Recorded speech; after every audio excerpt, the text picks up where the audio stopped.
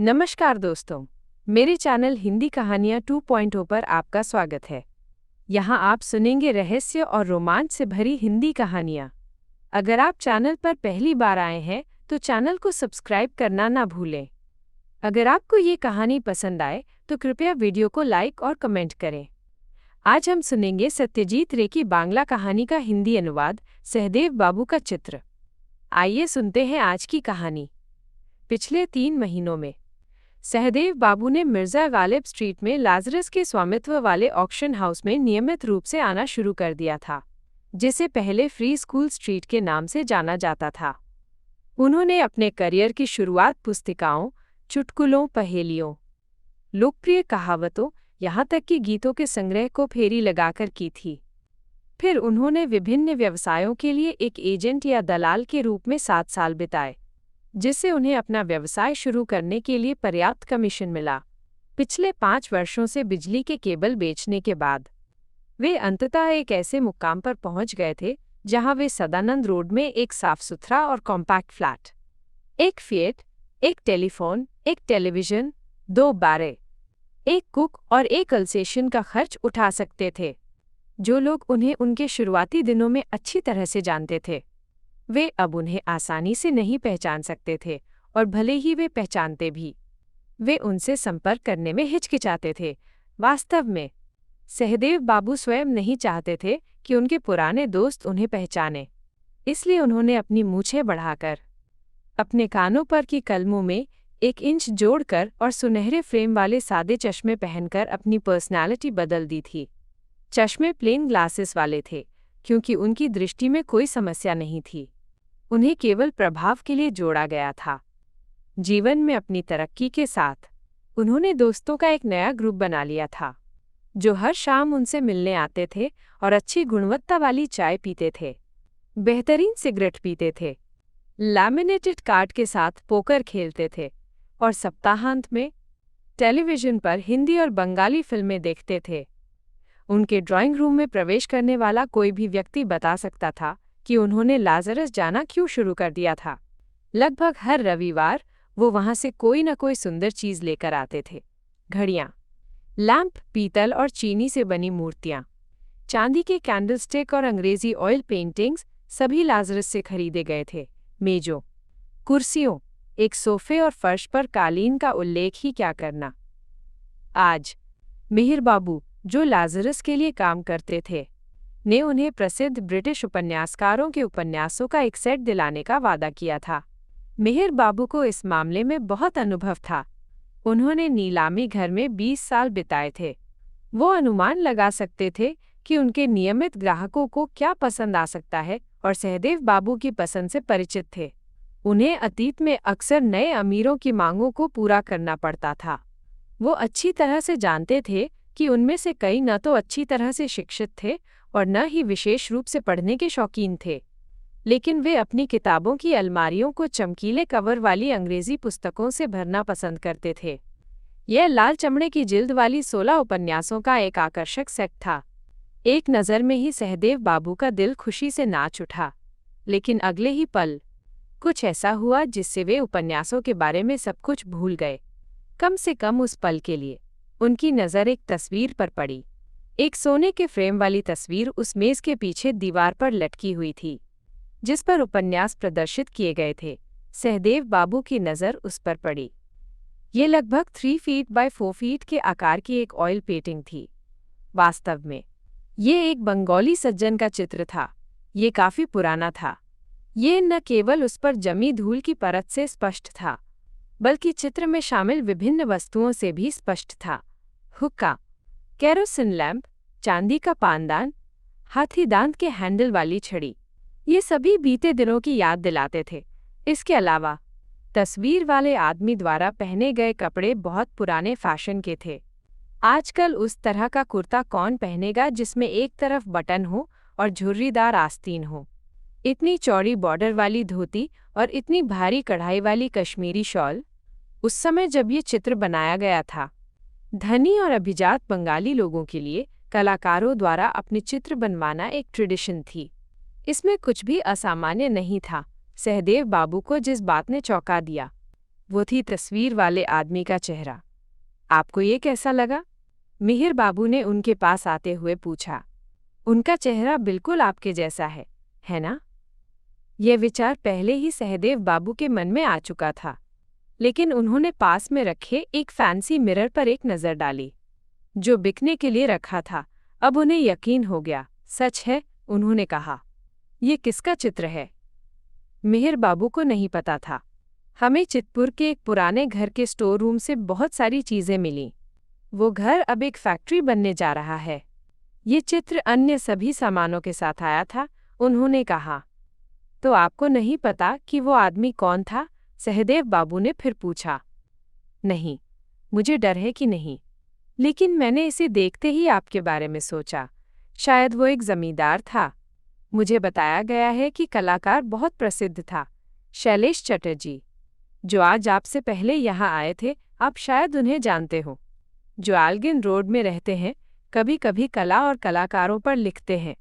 उन्होंने कहा कि परेश गुई एक समय में एक प्रसिद्ध चित्रकार थे।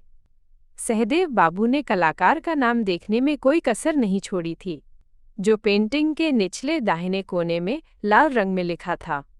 क्या इसकी भी नीलामी होने वाली है? उन्होंने पूछा। क्यों? क्या आप इसे खरीदना चाहते हैं? मिहिर बाबू ने पूछा। अपना चित्र बनवाना सहदेव बाबू की बहुत पुरानी ख्वाहिश थी। ये विचार उन्हें बहुत पहले एक दिन इसी दुकान में एक पोर्ट्रेट देखकर आया था। उन्होंने इसका उल्लेख मिहिर बाबू से किया था, जिनकी प्रतिक्रिया बहुत उत्साहजनक थी। ये कुछ बिल्कुल नया होगा, है ना? उन्होंने कहा था। मेरा मतलब है, ये अब नहीं किया जाता है। एक अच्छे और अनुभवी कलाकार द्वारा बनाया गया एक पोर्ट्रेट कमरे की पूरी अपीयरेंस को बदल सकता है। चूंकि सहदेव बाबू कला की दुनिया में किसी को नहीं जानते थे, इसलिए उन्हें दो प्रमुख दैनिक समाचार पत्रों, आनंद बाजार और जुगंतर में एक विज्ञापन देना पड़ा। इसके लिए उन्होंने अपने पड़ोसी सुजय बोस, जो एक पत्रकार थे, की मदद ली थी। विज्ञापन के जवाब में एक कलाकार ने आवेदन किया। सहदेव बाबू ने उसे अपने घर आने के लिए कहा। वो लगभग 25 साल का निकला। उसका नाम कल्लोल दासगुप्ता था। उसने हाल ही में गवर्नमेंट कॉलेज ऑफ आर्ट्स से ग्रेजुएशन किया था और काम की तलाश में था। उनके कॉलेज द्वारा दिए गए प्रमाण पत्र से पता चला कि उनमें प्रतिभा है, लेकिन उनकी उपस्थिति ने सहदेव बाबू को निराश कर दिया। युवक के लंबे बाल, अस्तव्यस्त दाढ़ी, बैगी पतलून और भड़कीली बैंगनी शर्ट देखकर बिल्कुल भी यकीन न कर सके। उन्हें उसे भेजना पड़ा। कलाकार 2 बार वापस आया ये पूछने के लिए कि क्या सहदेव बाबू ने अपना मन बदल लिया है। शायद वो वास्तव में बहुत गरीब था और काम के लिए बेताब था। फिर भी सहदेव बाबू उसे काम पर नहीं रख सके।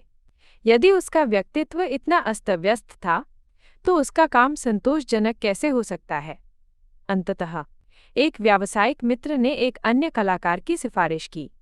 उसकी पर्सनालिटी एक प्रोफेशनल आर्टिस्ट जैसी थी, इसलिए सहदेव बाबू ने उसे चित्र बनाना शुरू करने के लिए कहा और यहाँ तक कि उसके साथ कुछ सेशन भी किए। हालांकि दूसरे दिन उन्होंने देखा कि कैनवस पर उभर रहा चेहरा तेजी से ब्रजेन दत्ता जैसा दिख रहा था, जो न्यू मार्केट की दुकानों में से एक में काम करता था। इस पर उन्हें कलाकार को तुरंत रोकने के लिए कहना पड़ा। फिर उन्होंने उसके हाथ में 5-10 रुपए के नोट ठूंसे और उसे अलविदा कह दिया। उसके बाद उन्होंने फिर कभी चित्र बनवाने का प्रयास न किया। आज ये पोर्ट्रेट देखकर उनकी वो इच्छा फिर जागृत हो गई। अब मिहिर बाबू के सवाल के जवाब में उन्होंने कहा, ऐसा लगता है जैसे ये चित्र विशेष रूप से मेरे लिए बनाया गया था, तो मुझे लगता है ठीक है। क्या मैं इसे आपके लिए रखूं? मिहिर बाबू ने पूछा। कितना नरनी बात, मेरा मतलब है, सहदेव बाबू थोड़ा हिचकिचाहट भरे स्वर में बोले। कीमत? ओह, मैं आपसे जितना हो सके उतना कम चार्ज करूंगा, लेकिन कलाकार एक समय में काफी प्रसिद्ध था, जैसा कि मैं अभी कह रहा था।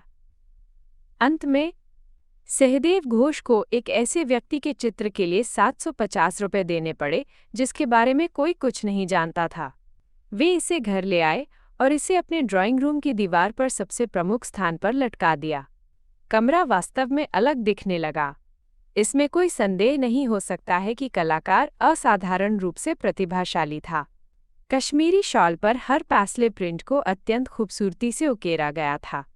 उस अंगूठी में हीरा, जो आदमी अपने दाहिने हाथ की तीसरी उंगली पर पहने हुए था, वो चमकता हुआ लग रहा था। उसके हुक्के का चांदी का कटोरा ऐसा लग रहा था जैसे उसे अभी अभी पॉलिश किया गया हो। कहने की जरूरत नहीं है कि सहदेव बाबू के दोस्त भी उतने ही हैरान थे जितने कि वे चित्र देखकर थे। पहले तो उनमें से कई ने सोचा कि सहदेव बाबू ने गुप्त रूप से एक कलाकार के स्टूडियो का दौरा किया था और चित्र बनवाया था। जब उन्होंने असली कहानी सुनी तो उन्हें बड़ी मुश्किल से ही विश्वास हुआ।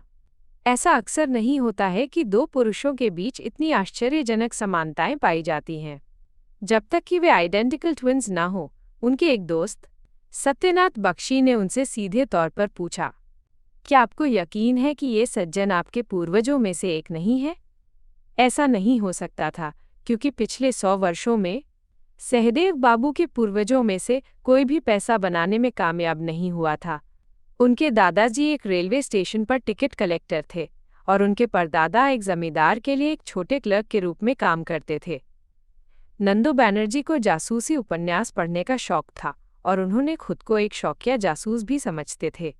जब तक मुझे ये पता नहीं चल जाता कि ये बाबू कौन है, तब तक मुझे शांति नहीं मिलेगी, उन्होंने घोषणा की।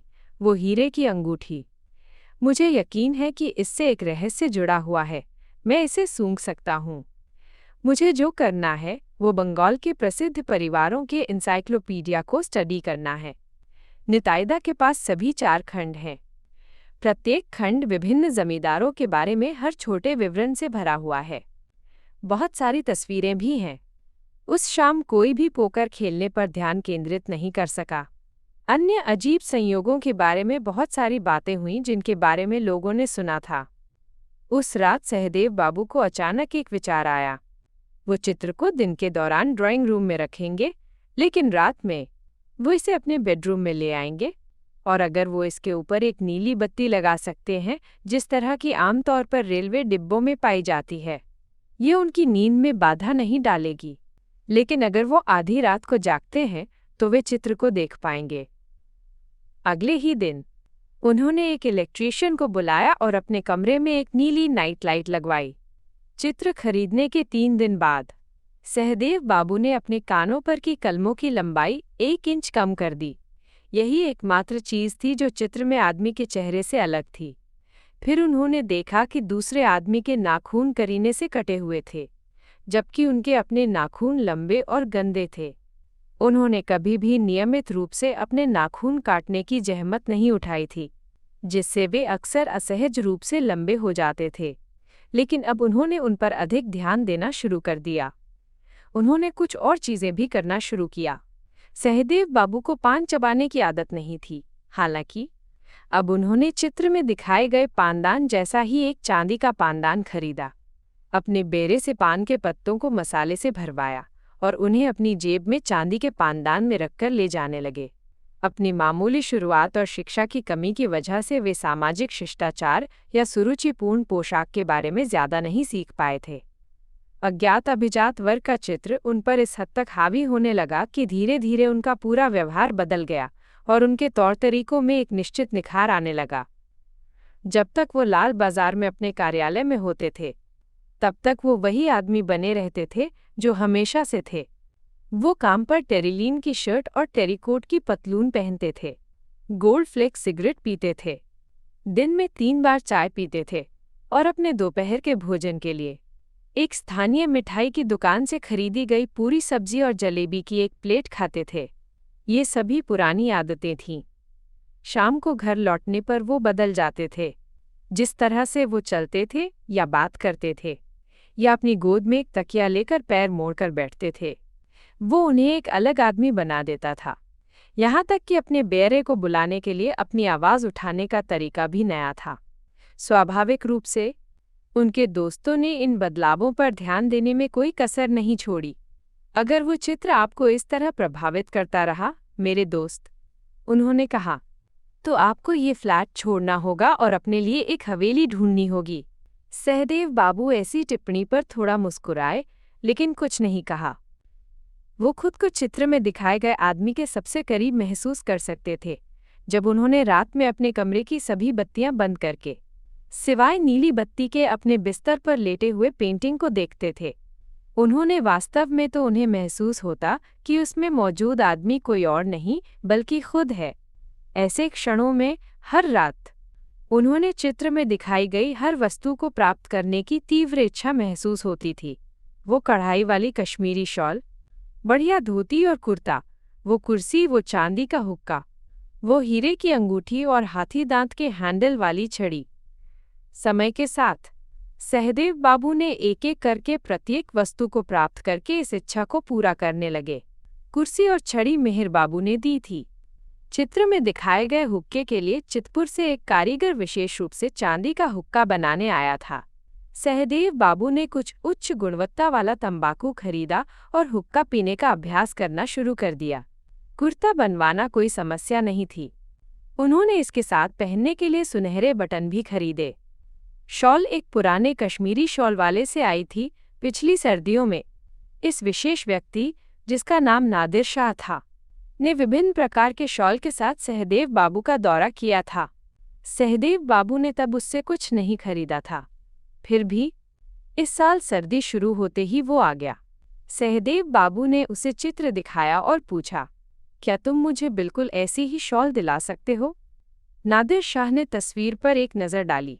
ऐसी जामदार शॉल मिलना आसान नहीं होगा, उन्होंने कहा, लेकिन अगर आप मुझे थोड़ा समय दे सकते हैं तो मैं एक की तलाश कर सकता हूँ। 3 सप्ताह के भीतर वो एक जामदार के साथ लौटा। रंग थोड़ा अलग था, लेकिन मूल शॉल का असली रंग कौन जानता था? ये एक पुरानी पेंटिंग थी। इसके अलावा कौन निश्चित रूप से कह सकता है कि कलाकार द्वारा इस्तेमाल किया गया तेल का रंग शॉल के वास्तविक रंग से अलग नहीं था? कितना? सहदेव बाबू ने पूछा। मैं आपको एक विशेष दर दूंगा। 4.5। 4.5? आपका मतलब 450 रुपये है? सहदेव बाबू ने पूछा। उन्हें इस बात का कोई अंदाजा नहीं था कि आजकल एक अच्छी शॉल की कीमत कितनी हो सकती है। नहीं साहब, नादिर शाह ने जवाब दिया जैसे ही वो मुस्कुराया। उसकी आंखों के पास एक शिकन दिखाई दी। मेरा मतलब है 4,500। मोल भाव करने से कोई फायदा नहीं हुआ। उसकी विशेष दर और कम नहीं हुई। सहदेव बाबू को उसे 4,500 रुपये का चेक लिखने के लिए बाध्य होना पड़ा। अभी भी कुछ अन्य वस्तुएं प्राप्त करने के लिए बची थीं। 3 पैरों वाली एक संगमरमर की मेज, एक गोल कांच के शेड वाला केरोसिन लैंप और शेक्सपियर का एक नाटक। ये सभी चित्र में दिखाए गए थे। अंततः सहदेव घोष ने इन्हें भी प्राप्त कर लिया। अब उसकी सूची में सिर्फ एक चीज बची थी, एक हीरे की अंगूठी, ठीक उसी तरह जैसे उस दूसरे आदमी की उंगली पर थी। जब सहदेव बाबू ने अपना व्यवसाय शुरू किया था तो उन्होंने न्याहाटी का दौरा किया था, दुर्गाचरण भट्टाचार्य नामक एक ज्योतिषी से परामर्श करने के लिए। उन्हें ये पता लगाना था कि उनके लिए भविष्य में क्या है।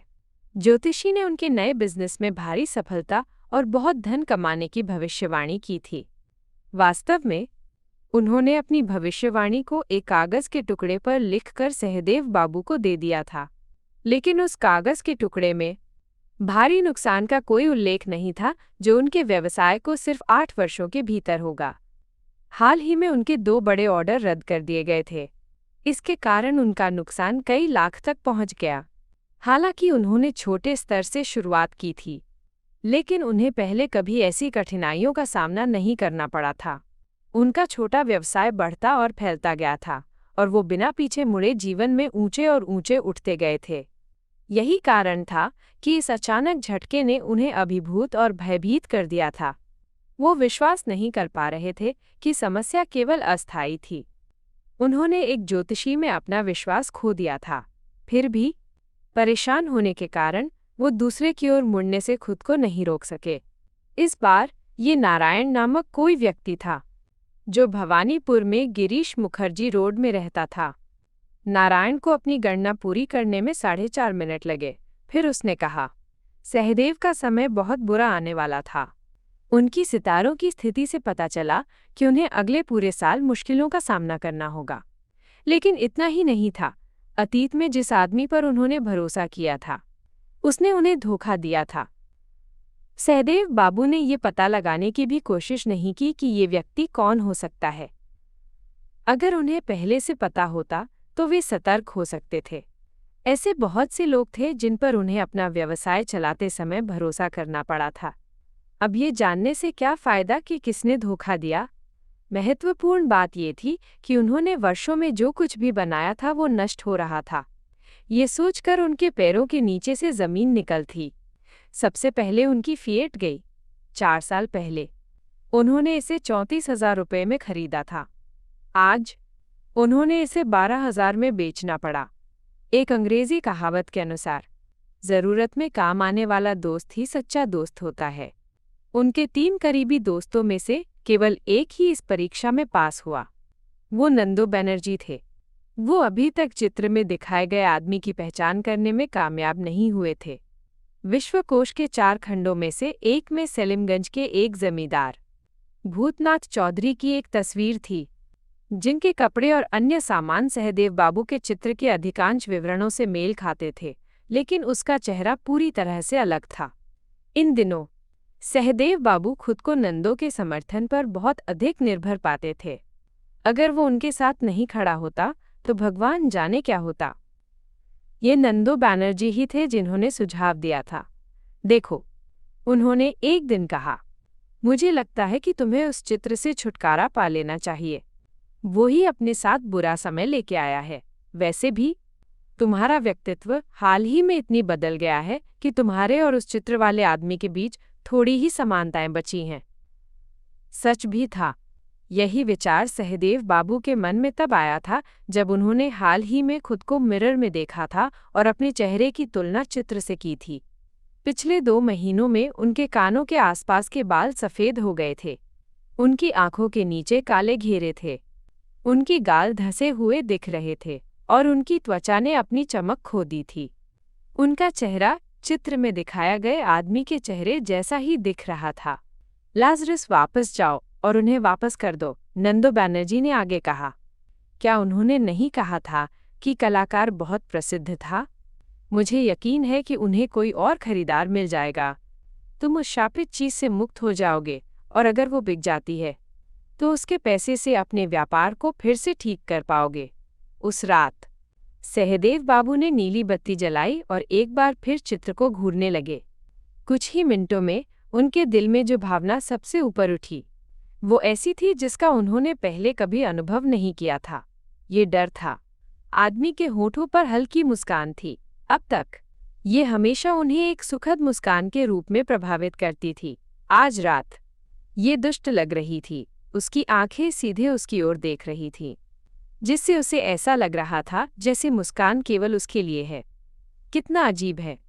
परेश गुई नामक एक प्राचीन कलाकार ने एक अज्ञात व्यक्ति का चित्र बनाया। भगवान जाने कि वो कौन था या वो कहाँ रहता था, और फिर भी उसी चित्र ने उनके अपने जीवन को बर्बाद कर दिया। सहदेव घोष ने उन सभी पैसों के बारे में सोचा जो उन्होंने उन सभी अतिरिक्त वस्तुओं को खरीदने पर खर्च किए थे। चित्र पर खर्च किए गए पैसों के अलावा सोचकर हम अनजाने में कांप गए। भगवान का शुक्र है कि उनके पास उस समय भी हीरे की अंगूठी खरीदने के लिए पर्याप्त पैसे नहीं थे। अगर उन्होंने अंगूठी खरीदी होती तो उन्हें और कितना नुकसान होता। वो और नहीं सोच सके। उन्होंने नीली बत्ती बंद कर दी और लेट गए। उन्होंने फैसला किया कि कल सुबह वे टैक्सी लेकर उस चित्र को लाजरस वापस ले जाएंगे। गुड मॉर्निंग सहदेव बाबू, आप बहुत दिन बाद आए हैं। साथ में ये क्या लाए हैं? मिहिर उन्हें देखकर बोला। वह लगभग 1 साल बाद मिहिर बाबू से मिल रहे थे। यह रविवार नहीं था, इसलिए नीलामी की कोई तैयारी नहीं की जानी थी। सहदेव बाबू ने चित्र को फर्श पर रख दिया। 3 अलग-अलग समाचार पत्रों की कई शीटें इसके चारों ओर कसकर लिपटी हुई थीं। उन्होंने अपने माथे से पसीना पोंछा और मिहिर बाबू को बताया कि वे ये चित्र बेचना चाहते हैं। स्वाभाविक रूप से वह उन्हें सच्चाई नहीं बता सके, इसलिए उन्होंने कहा, इस चित्र ने मुझे हास्य का पात्र बना दिया है। क्या आप इस पर विश्वास करेंगे? मेरे दोस्त कहते रहते हैं, जब जमींदारी प्रथा सदियों पहले गायब हो गई थी, तो आपने अपना चित्र बनवाने के लिए जमींदार के रूप में क्यों कपड़े पहने? मैं हर किसी के मजाक उड़ाने से थक गया हूँ, इसलिए मैंने इसे वापस लाने का फैसला किया। देखिए कि क्या आप इसे किसी और को बेच सकते हैं, या अगर ये यहीं रहता है ... तो भी मुझे कोई आपत्ति नहीं होगी। ठीक है, मैं इसे बेचने की पूरी कोशिश करूंगा, मिहिर ने सहज स्वर में कहा। मैंने अभी आपको टैक्सी से उतरते हुए देखा। आपकी कार को क्या हुआ? ये वर्कशॉप में है, सहदेव बाबू ने धीमे से कहा। अलविदा। सहदेव बाबू चले गए।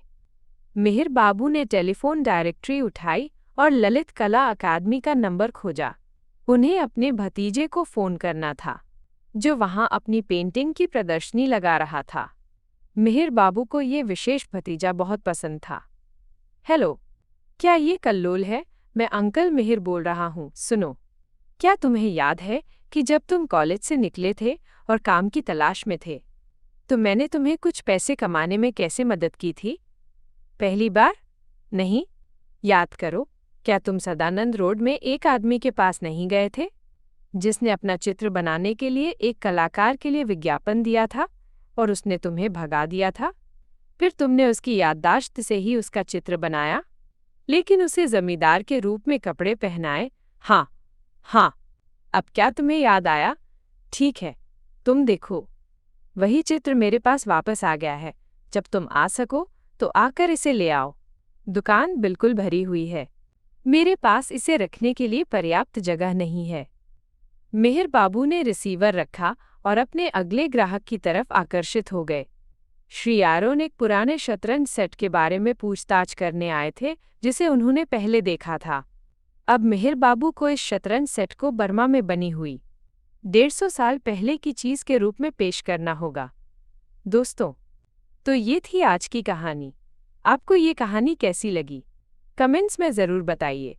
कहानी को सुनने के लिए बहुत बहुत धन्यवाद।